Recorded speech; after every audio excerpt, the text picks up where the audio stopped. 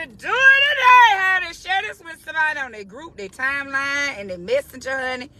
You know what it is. Caring is sharing, or sharing is caring. However you see it, y'all. Let's just jump right on into it, because I got to go to work, child. People be out here getting their coins. Shout out to all the women and men that's getting their coins. Anyway, intimacy is important, honey. It is very, very, very, very, very, very important. And intimacy ain't just always you being inside of me. Intimacy is conversation, is courting, is talking, is loving on each other, spending time with each other. That's intimacy.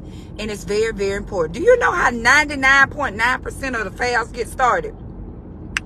If you don't know, I'm going to tell you, because let me tell you how mine got started. A lack of intimacy. Having sex with your spouse ain't intimacy. That's just you doing your duty, okay? And it's your duty to please that booty. That was a good one. Anyway, it stemmed from a lack of intimacy, a lack of conversation, a lack of you pretending like I'm here. You know, you could be married to people and have children and been in long-standing relationship, but there's no intimacy. There's no togetherness. You ain't got nothing in common. I can't talk to you. I can't do nothing with you other than, booty time. That's not intimacy. So with me, a lack of intimacy led to an affair. And I say this with all honesty, it wasn't a lack of sex. Something wrong with this thing. Because we were doing that. It was the intimacy part. Conversation is intimacy. A woman will start cheating on their husband because somebody started talking to them, giving them compliments, saying things to them that they're not accustomed to hearing. It's like your spirit be deprived of air, love, space, and a lack of intimacy leads to affairs. So if you don't want your wife talking to other people and you don't want your husband talking to other people, you got to be intimate with one another. You have to go back and revisit what intimacy looks like for each person, because you do know as you get older and time changes. Good morning, everybody. Life changes. Things about you change. The stuff that you used to like 20 years ago, I don't like that no more. You know what I'm saying? Intimacy is growth. We're growing together. We're learning together. You got to be an avid learner when you're married to somebody. You got to forever be intimate. You always got to be into that person, because if not, Joe will be into your wife. Susan will be on top of your husband. It just is what it is. Because they're spending time with that person. They're stroking that person's ego. They're talking to them. They're lending their ear. They're buying them gifts. Whatever it is that you need to keep your fire burning, somebody random will just come up and be able to do it, because you don't have a surrender heart. When you married, I learned this from the 3. You got to have a surrendered heart. I don't know why my nose trying to run, y'all. A surrendered heart means that you're flexible and you're willing to change. You're willing to good morning. You're willing to go with the flow. You're willing to yield yourself to your spouse, because that's what marriage is. Marriage is supposed to resemble the body of Christ. Christ so loved, he gave. So as a husband and a wife, you got to be willing to give of yourself to your spouse. That's intimacy. Forever learning about that person. That's intimacy. Don't get tired of that person. You see what I'm saying? Sometimes you'll get tired and get old, but then you'll go on your job, start taking coffee breaks with Susanna, start talking to Susanna, and then you're overly indulged in somebody else, when all you got to do is put that same energy that you're putting into other people into the person that you took vows with, is all I'm saying. Intimacy is hard work. It takes dedication. It takes persistence, and you got to do it. You got to do it. If you want your marriage to last forever, if you want to be that person that people be looking at like, well, Lee Ellen and and Alberta stayed together for 98 years. You got to go revisit intimacy, not sex, intimacy. Date your spouse. Talk to your spouse. See what has changed. Because if you've been with somebody over 5 or 6 years, things change. Just like children grow up. Children grow up. You get raises on your job. Everything is forever changing. But when you're married, sometimes you feel like that person is not supposed to change. Go back and do a wellness check, because I have changed. And I had 3 children. 118, 123. I've changed. Things have changed. Okay? The stuff I used to like, I might not be into that no more. But if you spend time with me, talking to me, communing with me, getting to know me, the new me, the 2024 me. We have, what you call them things? New Year resolution every year. You lose weight.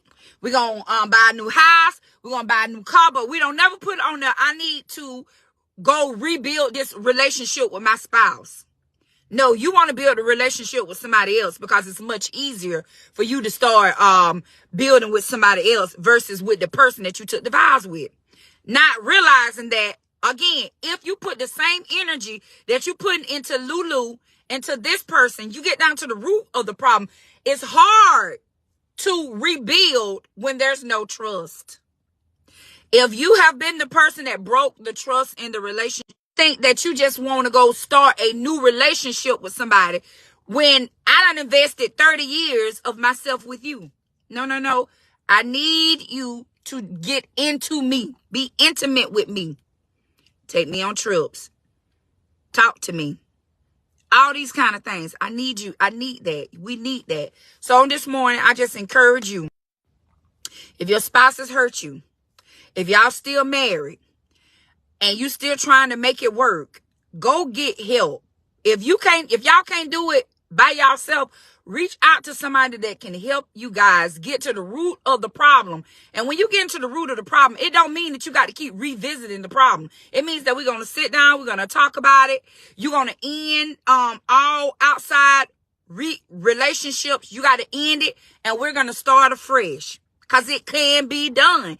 It just takes both people. Why go start building something new with somebody when you can just remodel the house that you already got? Just remodel. Let's move some things around. Thank you. You got to move some things around. Yeah, you ain't got to go buy no brand new house. Brand new houses are expensive. And it's getting old. Hello? What you look like 59, got to rebuild your life. If you don't go sit down somewhere and come over here with me with Yvonne and fix our lives, I know something. We're not finna start over. No. We're gonna work on the issues at hand. And you gotta be willing to change. A lot of men get stubborn and they put their heels down. And it really do take a woman going to fill out some divorce paperwork, putting them in front of you for you to see that ain't nobody playing with you, because we don't think you cute like that. We want you to change, but we ain't finna go crazy, trying to make you change. That's not what I'm saying, because there are times where people just don't want to change. So what do you do? I want to be intimate with you. I want to have intimacy with you, but you don't want to change. You got to be willing to change. We got to be on the same path, the same level field. And then I always buy people mind. I want somebody to go to church. Okay. Yeah, we can go to church. We can go, but I'm going to be the church at the house. I'm going to be the change that you need to see. And you be the change that I need to see. Church shouldn't be the motive factor in your life that you and your husband can't be together because he don't go to church. What? Girl, if you don't go sit down, because I'm here to tell you, you going over there looking at Deacon Frankie Joe, thinking that he's so such a much because he's showing up and don't know what these people got going on outside their life. So like I'm trying to tell you, you better stay with the one you with. Stay with the one you with. It's okay for you to want somebody to go to church. But people go to church still got issues. And what I've learned is some of them got a lot of issues. Hello? So stay with your average Joe. Pray and ask God to send deliverance. And y'all work on each other. Hello? Yeah, they be thinking that They need to divorce their husband and because their husband don't want to go to church. What? Girl, you better go get you one in the church. I bet you'll be going back over there to your husband to my baby, please, please, please, please, please. I bet you. I bet you will. Yeah, you will. Because everybody have issues. You know what I'm saying?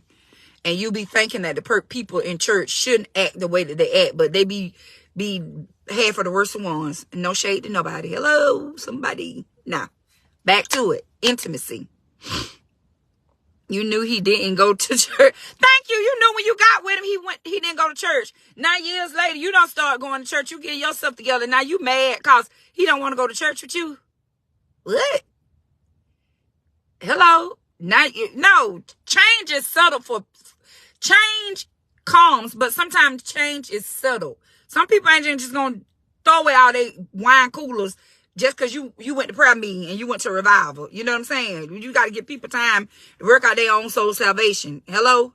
But anyway, intimacy. We want intimacy back in our marriages. We got to start over, some of us. We got to start where we at. And we can't look at other people's level of intimacy as a lever to what's going on in your house. The temperature in your house is different from the temperature. Your husband is different from her husband. His wife is different from his wife. So you have to come up with your own recipe of intimacy for your marriage. Stop trying to make your marriage look like other people's marriage, or making your spouse look like other people. No. Love people for where they are. Yes, we expect more out of everybody. But if you don't get up and go on your job trying to hog and change the people on your job with great force, don't be going to your house thinking that you finna be changing people like that. No, everything is a process. So anyway, if you have not ordered Love Sync by the Loves, click on the link above. It will bring intimacy, conversation, love, joy, and peace back into your relationship. It's conversational starters. It's prayers. It's morning devotional for you and your husband, you and your soon-to-be husband. And if they don't want to participate, you still do it. I learned a long time ago, it takes one to tango. You always do what's right, and God will be right with you. Okay? Y'all be blessed.